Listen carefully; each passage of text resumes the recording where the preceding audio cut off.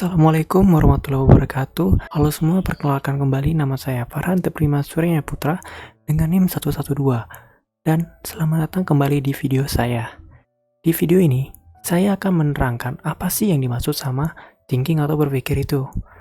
Nah, menurut Morgan L. King, thinking itu merupakan pengaturan kognitif atau manipulasi terhadap informasi yang datangnya baik dari lingkungan maupun dari simbol-simbol yang tersimpan di long term memory.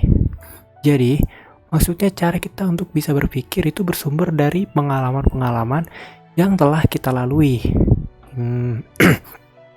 Yang tersimpan di dalam ingatan kita berupa simbol-simbol.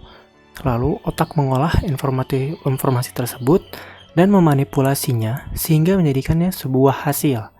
Dan itulah yang disebut berpikir. Berbicara tentang thinking, tentu saja tidak jauh membahas tentang apa itu konsep. Menurut Santrok, konsep yaitu kategori mental yang digunakan untuk mengelompokkan benda, kejadian, dan karakteristik. Maksudnya, sebuah ide hasil dari manipulasi informasi yang dianggap oleh pikiran yang akhirnya dapat membentuk sebuah objek atau disebut perwujudan. Dan teman-teman tahu nggak? Kalau konsep ini penting banget loh.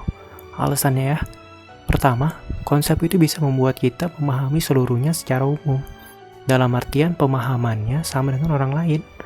Kedua, konsep itu bisa menghubungkan pengalaman kita sama objek.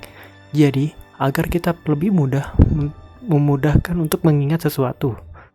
Terus ada yang ketiga, konsep itu memudahkan ingatan kita untuk memilah dan mengolah dalam jangka waktu yang cepat tanpa harus berpikir. Tanpa perlu berpikir banyak tentang tiap informasinya. Jadi informasinya singkat-singkat aja, maksudnya nggak perlu banyak lagi yang digali. Keempat atau yang terakhir ini ya, empat itu ya benar yang terakhir, konsep itu menyimpan banyak pilihan dalam merespon beberapa objek berdasarkan pengalaman yang kita miliki.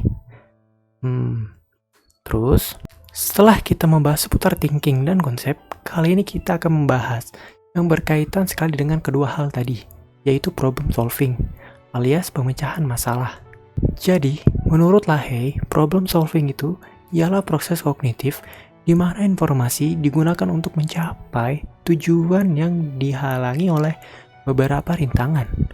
Apabila teman-teman mengalami kesulitan dalam menghadapi suatu hal dan berusaha untuk bisa melewatinya, seperti itulah yang disebut dengan problem solving. Nah, mungkin teman-teman sendiri sering tidak menyadari bahwa telah melakukan problem solving. Karena itu, berikut saya jabarkan tahap-tahap dalam memecahkan masalah. Pertama, cari dan tentukan masalahnya apa. Kedua, kembangin strategi atau cara permasalahannya dengan baik. Ketiga, evaluasi solusinya bagaimana. Keempat atau yang terakhir, pikirkan kembali dengan matang cara dan solusinya dengan baik. Next, ada critical thinking atau berpikir secara kritis. Menurut Santok, critical thinking itu berpikir secara reflektif dan produktif, serta dengan mengevaluasi data. Atau lebih mudahnya, sebuah pemikiran konsep dari cara kita merespons sebuah pemikiran dari data yang kita terima. Nah, terus nih teman-teman, dari critical thinking itu kita itu bisa bertanya ataupun mengasumsikan sesuatu. Mengevaluasi juga menyusun bukti, menyamakan bukti dengan teori atau opini, memilih jalur alternatif, dan menjadikan kesimpulan menjadi sebuah tanggung jawab. Nah, apa teman-teman termasuk orang yang berpikir kritis? Mari kita ulik. Ada dua karakteristik orang yang berpikir kritis itu.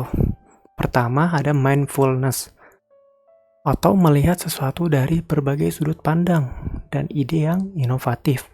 Kedua, ada open-mindedness gitu ya. MINDEDNESS nya itu, atau menerima sesuatu dari sudut pandang yang lain.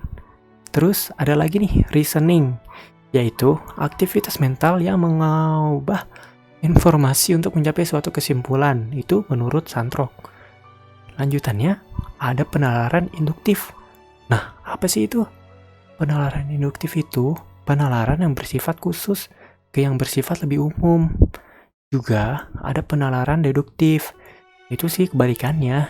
Jadi penalaran deduktif itu penalaran yang dari bersifat umum ke bersifat yang khusus.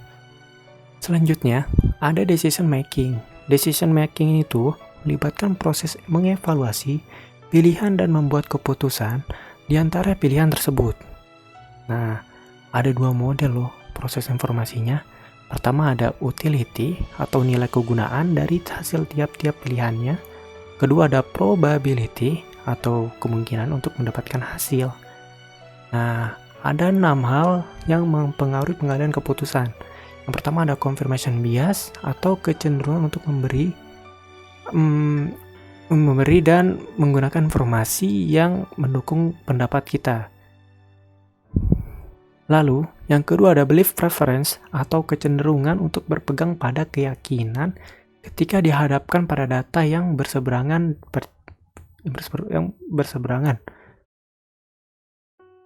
Percaya diri lah gitu.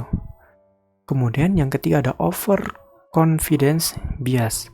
Nah, di sini tuh kecenderungan untuk lebih memiliki kepercayaan diri daripada penilaian dan keputusan daripada berdasarkan probabilitas dan pengalaman masa lalu.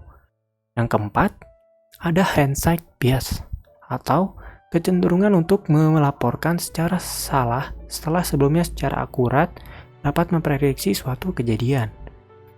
Nah, lanjut lagi yang kelima, ada available heuristic atau prediksi tentang kemungkinan suatu kejadian berdasarkan kemudahan untuk mengingat atau membayangkan kejadian yang serupa.